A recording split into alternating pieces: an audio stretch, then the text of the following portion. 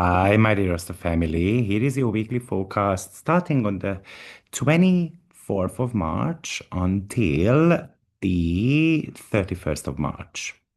So we have got a very important aspect this week, and that's Saturn and Pluto sextile, which I might potentially make a separate video about so that we can really be clued up about it because this is a marker of a conjunction that took place in 2020. But I think this late March transit marks a serious shift from the fog of the previous week into more of a disciplined period. While the Sun's conjunction with Neptune on the 21st likely felt kind of dreamy and confusing, this March 25th to 27th should be giving you a lot of clarity.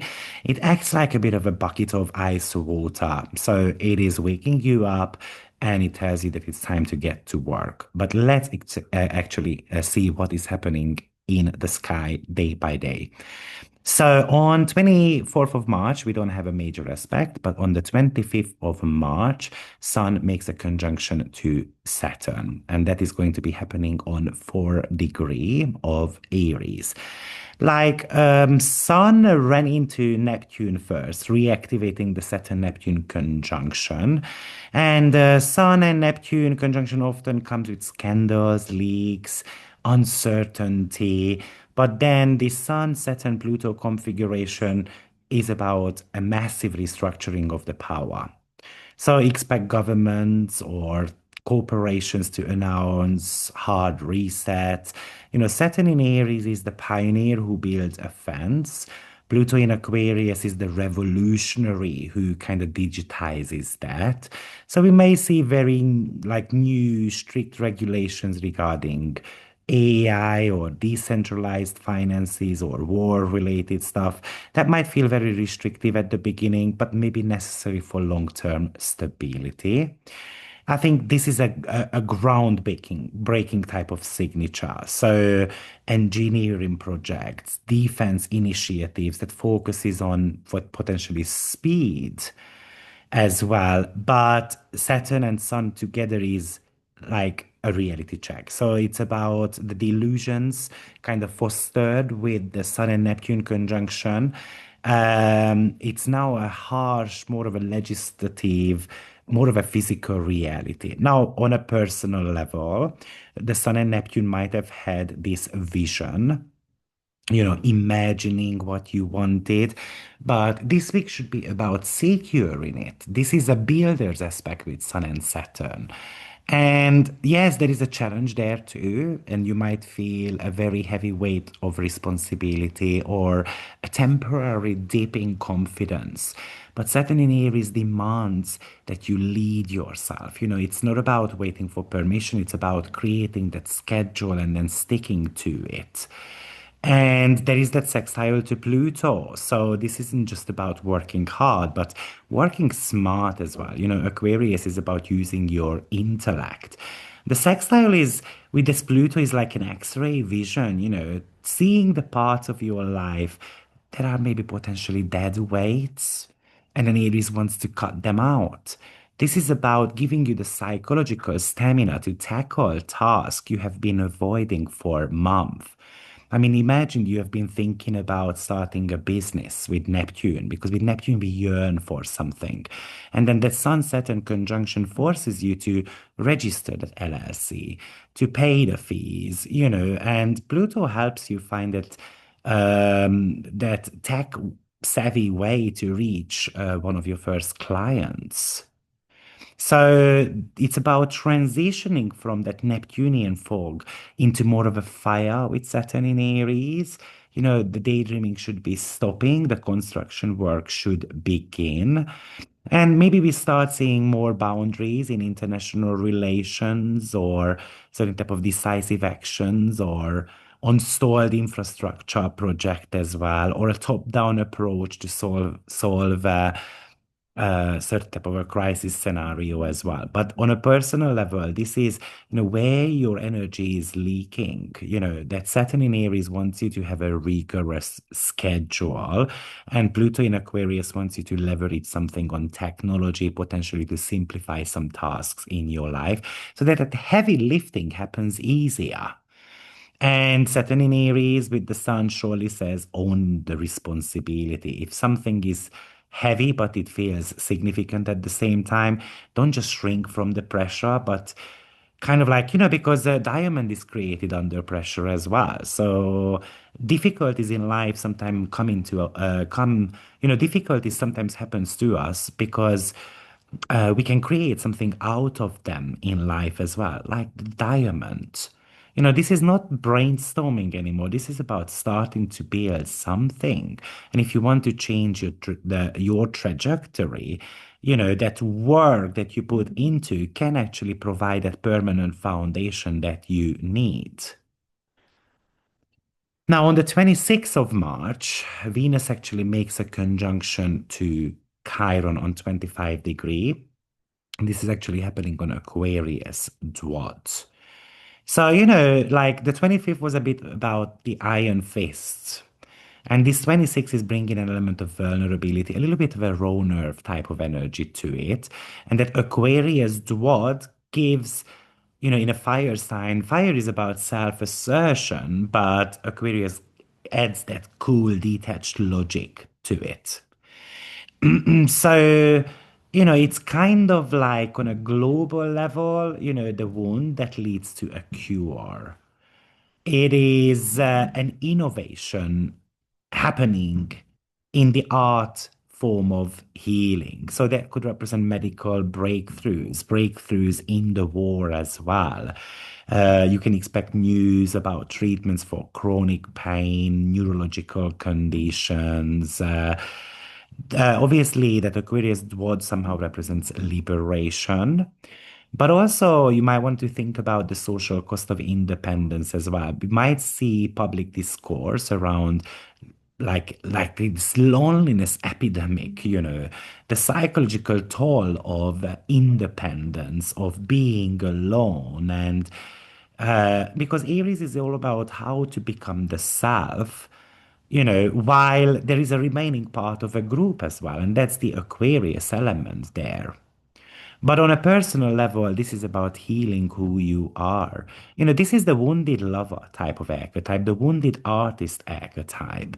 And the wound is often related to self-worth, with Venus being in the picture. And what we have to learn is that we can exist without any type of apology. You can become very sensitive to rejection, and all the memory of being too much, not enough, could come back to you. But that Aquarius dwad is, instead of getting bogged down in the emotion, looking at your insecurities more objectively. And Aquarius again can give a lot of breakthrough here. So this is the best day if you want to, forgive yourself for past financial mistakes, relationship choices. Aries is burning, so let's burn the shame and let's move forward. Let's live life according to a new goal. I think it tells you that vulnerability is a superpower. This is about healing your relationships, healing your own self-worth, healing your relationship with yourself. It's about acknowledging where it hurts so you can finally kind of stop it from hurting. So I think on a personal level, maybe you should stop comparing yourself to others. And that Aquarius what is reminding you that weirdness is actually the most valuable asset of yours. And if relationships feel tense, then maybe this is about a brave conversation, Aries. But don't attack. Share where you feel unsupported. And from a financial point of view, maybe you have to be looking at your spending, your debts, but with a bit more total objectivity. Um, on the 27th, The single most important aspect of the week is the Saturn-Pluto sextile, which of course got highlighted for you by the sun a couple of days ago, 25th. But I think the previous Sun and Saturn conjunction tried to clear the air, the fog here. And Venus and Chiron tried to kind of acknowledge the pain. The 27th is about structural work. It's about controlled power. Saturn, Pluto is the controlled power type of archetype. So Saturn in Aries kind of gives you the engine, the initiatives, and Pluto in Aquarius provides that potentially the networking elements. So I can imagine announcements regarding physical hardware behind digital world or satellite networks or uh, something to do with computing centers or energy grids. Saturn wants to build a wall, and Pluto is providing that invisible power running through them. Maybe I can imagine certain type of formalizations of new financial system, new connections, something that kind of has been in a beta mode, for the last 5 years, and then now all of a sudden it gets exposed. But on a personal level, this is about building an empire. This is about having the ambition, coming up with the strategy, and then working towards your long-term project. If we are launching something today, this is not just for hobby. Surely this is about something that you are going to be doing at least in the next 4 years. This is also a no-nonsense filter, Saturn always wants to say no to any type of distractions, and Saturn might want to say no to power. And the sextile might be giving you the ability to focus on your willpower, approaching willpower through more of a disciplined lens.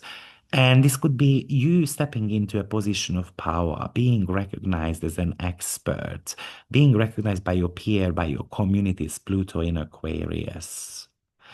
I think there is this relentless execution here. I think this is where the sun potentially highlighted an opportunity with Saturn. And definitely today is really about the infrastructure. Like I'm going to be feeling empowered to go for it. So this is about committing to a long-term game. What do you want to be known for the next 4 years, 5 years, really? Because it's about taking that one concrete step to formalize that goal. So let's sign a contract, buy the domain, hire the right people, and so forth. Um, and stop asking for opinions and kind of like more to do with providing the solutions. Now, this sextile is the phase of what got initiated back in Capricorn when the conjunction happened between Pluto and Saturn back in 2020, January 12th.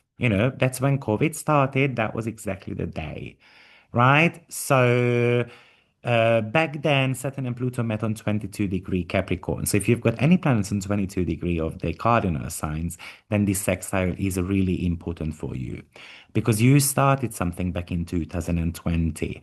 And, that was a global shutdown, the collapse of all structures, obviously the onset of the pandemic. This was the new moon phase between Saturn and Pluto. It's kind of like a new cycle. And often this cycle is painful, restrictive seeding. But now we have reached that sextile phase, which is a 60-degree. So a sextile is an opportunity, basically. It is when that hard lesson of the conjunction finally becomes a tool that you can use.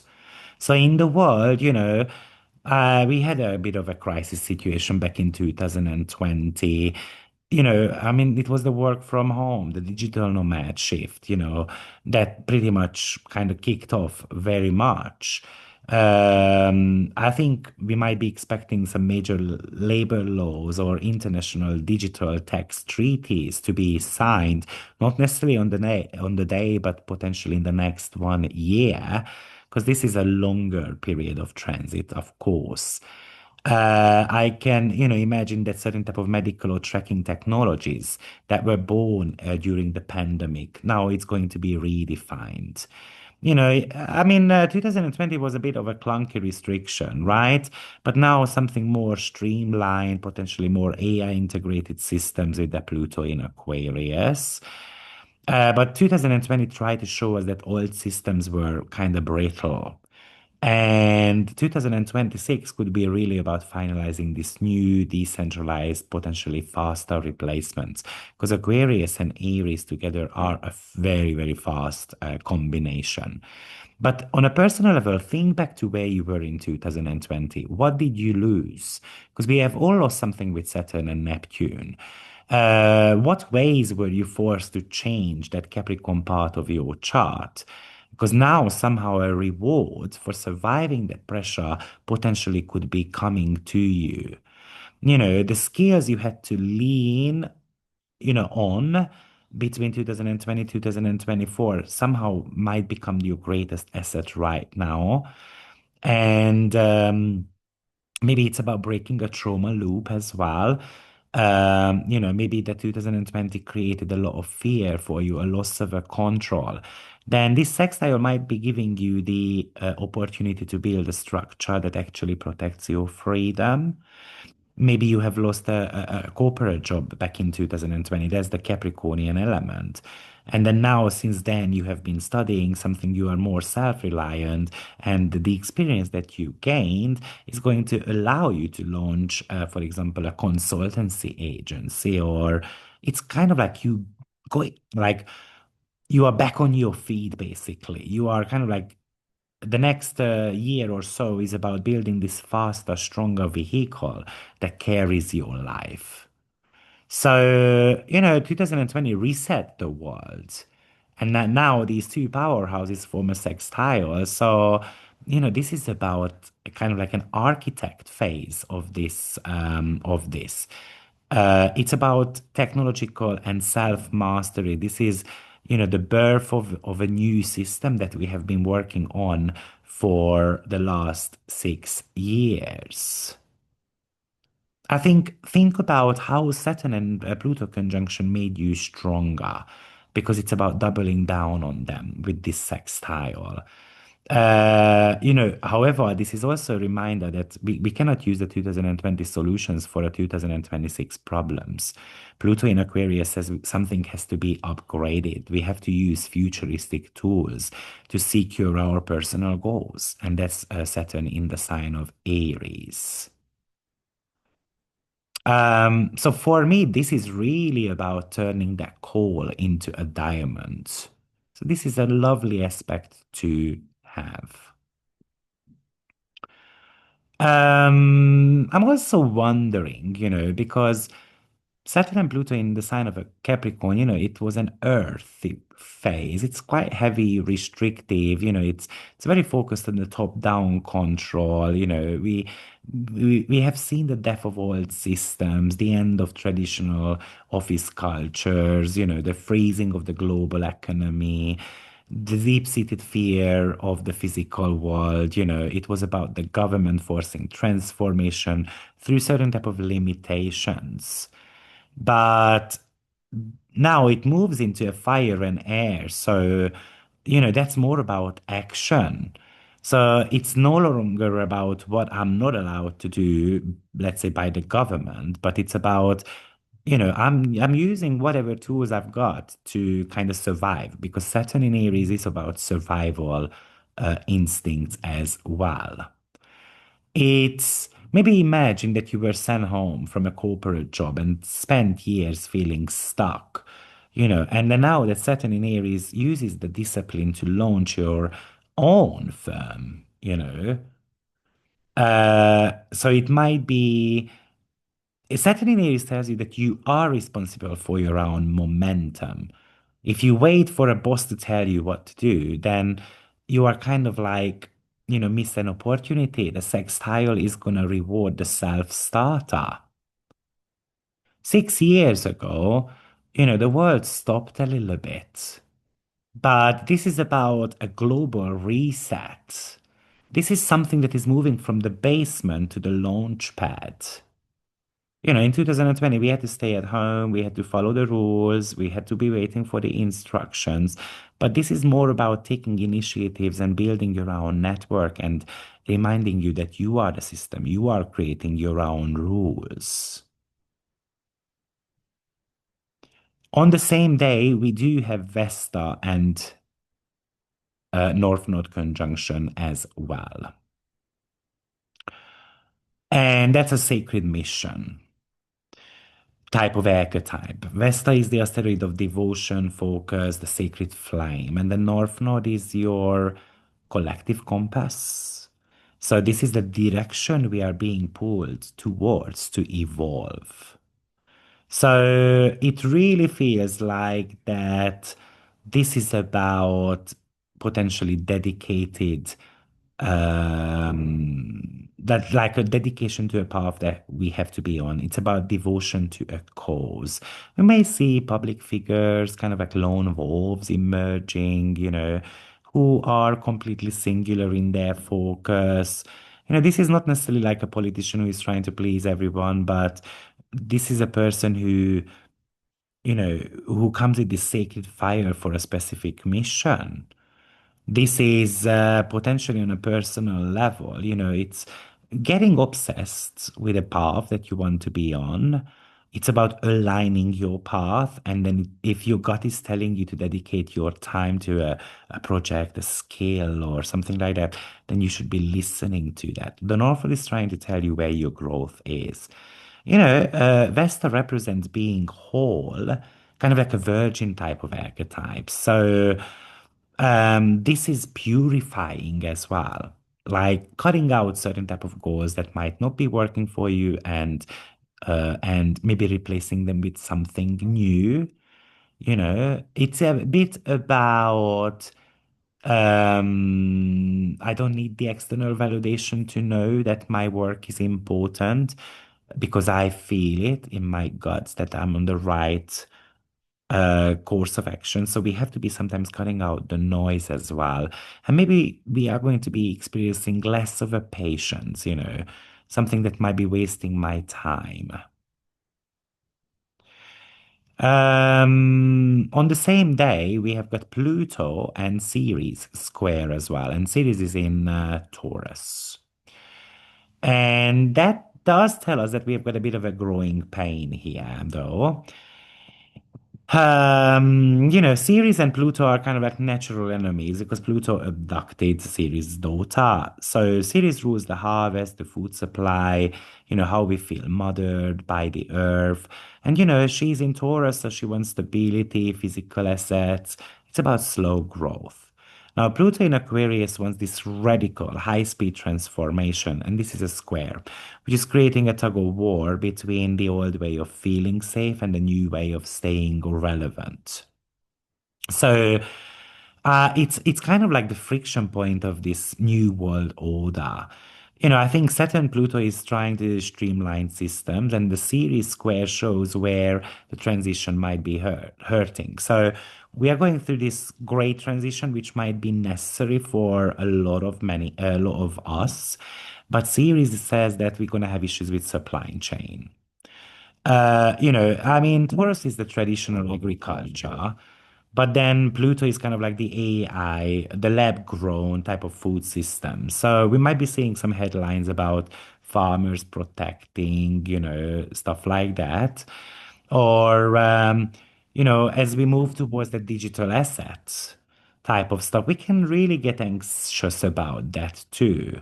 Like, what is the real asset like gold, land, tangible goods, food products, and so forth? And series represents loss as well. So, it can be also a topic where we might read online about how, the physical labor is being replaced by certain type of automation. And we might be wishing that the old life was kind of coming back. But on a personal level, it's about knowing that a change is necessary. But I might be potentially scared to let go of my safety net. This is, you might feel that pinch in your bank account, a sudden, excuse me, a sudden worry about your material security. And you have to be asking yourself the question, are you holding on to a comfort zone, something that might be holding you back? Because with Pluto, we should never look back. We should always make a change. Maybe you will even feel torn between the need to rest and take care of your body, which is very serious, and that relentless drive to innovate something, to bring the change into your life. You know, this aspect is telling you that growth isn't comfortable at all. Pluto in Aquarius is building the future with that Saturn. But we are also grieving something at the same time, that old comfort zone. There could be a bit of a friction here between your bank account and your ambition as well. Um,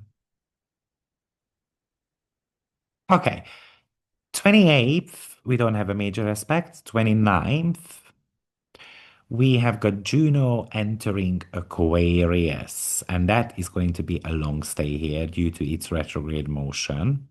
But I made a separate video about that last year, so you might want to be revisiting that too. But I'm just gonna give you a bit of overview here.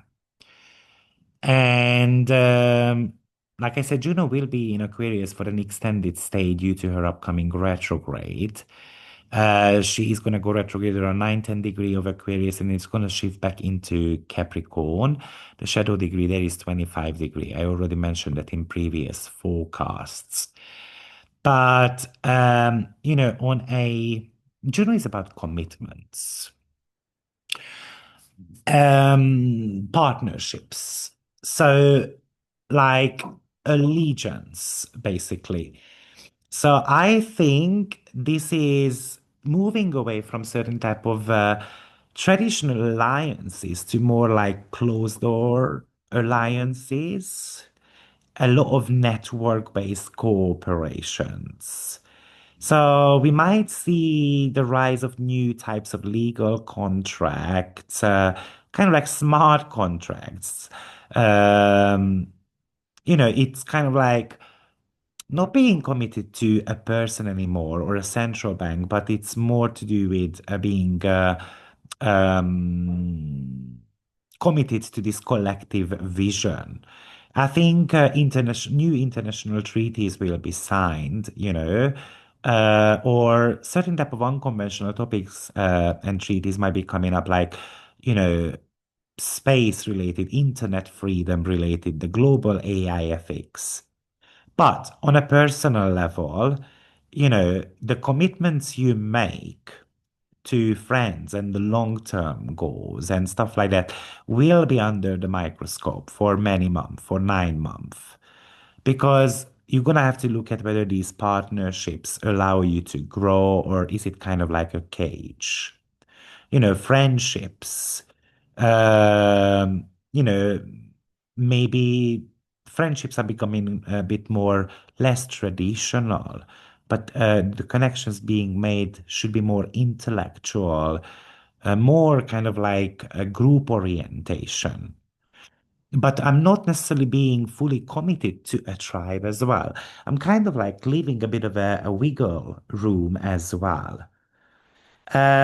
Because at the end of the day, Juno in Aquarius, even in the closest relationship, feels this desperate need for a bit of an intellectual air. And then if it feels like that I'm getting kind of contained by this group of people and so forth, then the retrograde will want you to re-examine this.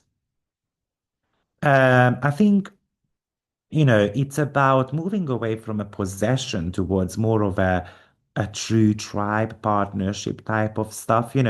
Juno in Capricorn is very much about I'm committed to be the CEO.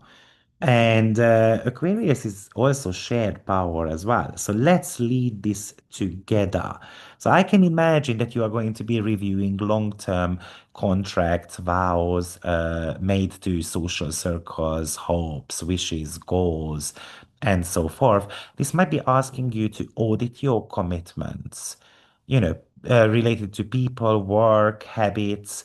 because some of these commitments we might have made were due to guilt or shame or expectations, society-based expectations.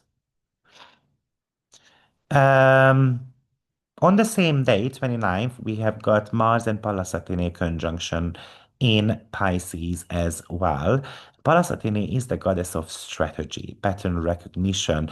She is about creative intelligence. And Mars is the drive, the acting drive, but it's in a very fluid sign, the sign of Pisces. So, I mean, Mars and Pallas Athene is the warrior surely, but it's not a frontal assault. This is a bit of a shady assault. This is doing something maybe no one else expects in a way.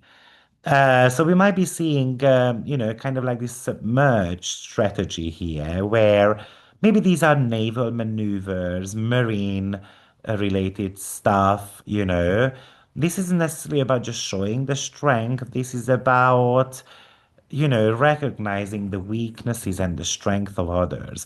However, Pallas Athene and Mars together is also about creating a win-win scenario too. But it also says that we have got a ghost in the machine. It says that we have got certain type of invisible threats, or we create invisible threats for ourselves too. And often these are biological or certain type of digital type of stuff that we might be afraid of here. But also, this could be really about you seeing patterns in your medical matters as well. And then you are trying to kind of navigate that through. Your brain is very much functioning now on symbols or vibes and synchronicity, instead of just looking at the data and so on. This is about you seeing the patterns when it comes to like your dreams and so forth, and then you start making sense of them. This is like martial arts. So we can start doing Tai Chi with this meditation type of stuff, energy healing as well. This is a very creative problem solving. It's great for designers, coders, artists, because all of a sudden just the work is kind of flowing really. Maybe imagine that you have got this very difficult co-worker, for example, who shoots down every idea you have, or maybe a boss, and instead of arguing, we're just going to use this as a strategy. And okay, I'm not going to pitch it to you, but I'm just going to start talking to others about the benefits of this idea and so forth.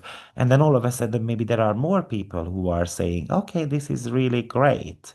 So this way we are winning.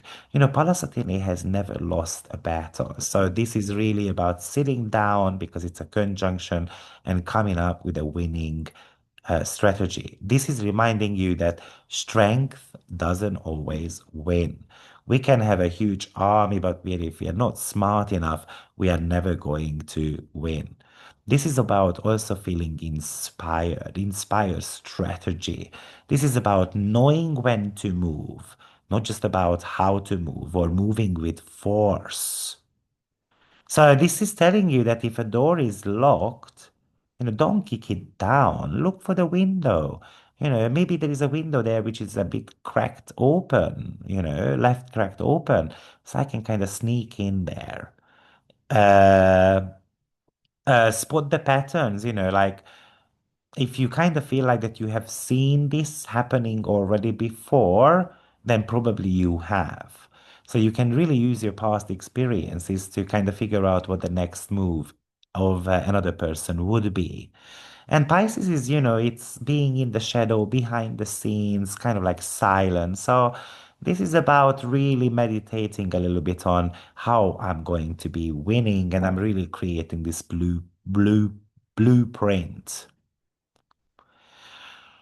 On the 30th, we have got Sappho entering Cancer. So we started talking about last week a lot when it comes to Cancer cusp of your chart, because we've got Eros, Apollo, Isis, Jupiter there, and then now Sappho is joining the club as well. And Sappho definitely carries a lot of artistic ability. Sappho's astrological number is 80. So if you would like to look it up where it is. And Sappho moves approximately about 2 degrees each week. Okay, sometimes three. Every third week, it's about 3 degrees. So Sappho will be changing sign around June 16th, 17th. Okay, that's when it's going to be moving into the sign of Leo. So it's the Cancer part of your chart. So let me just go back actually here and then we can, here you go. So, firstly, the Cancer cluster, on one hand, it's kind of like the sacred hearth archetype, this is what's the like what is it worth for living in a way? This is Sappho and Apollo together in Cancer is very creative signature, really. So, but it says whatever I'm working on creatively, it requires a lot of soul. I mean, Sappho is kind of like the melody, it's the muses. So, and with that Isis and Eros, it's very much of a sacred union. It's kind of like, okay, I'm not just gonna be dating. I'm gonna recognize someone on a soul level. But surely Jupiter is there as well, which is amplifying things. So expanding all these archetypes. So it looks like your emotional radar is at 100% right now.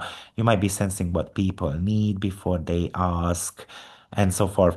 Sappho is a poetic touch. It's the power of friendship as well. So it's about reconnecting with my tribe, reconnecting with my family, healing certain type of family matters as well. This is asking you to nurture your space, spend time making your physical environment more of a sanctuary, because the home is at the end of the day a battery for your soul, that fuels your outside success because Capricorn is the opposing sign. This is Sappho is telling you that write your feelings out, paint your feelings on a canvas, speak from the heart, basically. Be brave enough to be kind of poetic and even in a bit cryptic as well. And maybe you want to be reaching out to people who make you feel safe and potentially you want to forgive them as well. On the 31st, Venus is entering Taurus and then immediately makes a square to Juno. And Venus is in her home sign, she is very powerful, stable, very sensual there. But that square is a direct conflict between the desire for physical security and that intellectual freedom. So again, it somehow shows a bit of a growing pain here. Aquarius is digital, Taurus is tangible. So we might see a bit of a debate, about the physicality of let's say online possessions.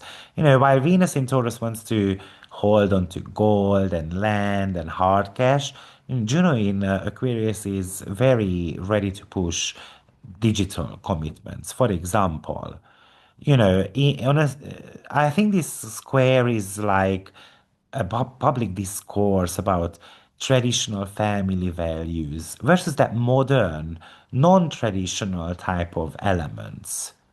So we might see that. But on a personal level, what is the price of my loyalty, for example? Somehow the values are at odds within partnership. Like, I want to be spending money on something tangible and lasting and food, while let's say the partner, Juno, or your business associate wants to invest in something more future-based, experimental. So you want to have a traditional lasagna, but your husband wants you to make lasagna out of, I don't know, seafood and with some untraditional ingredients because he saw something on TikTok.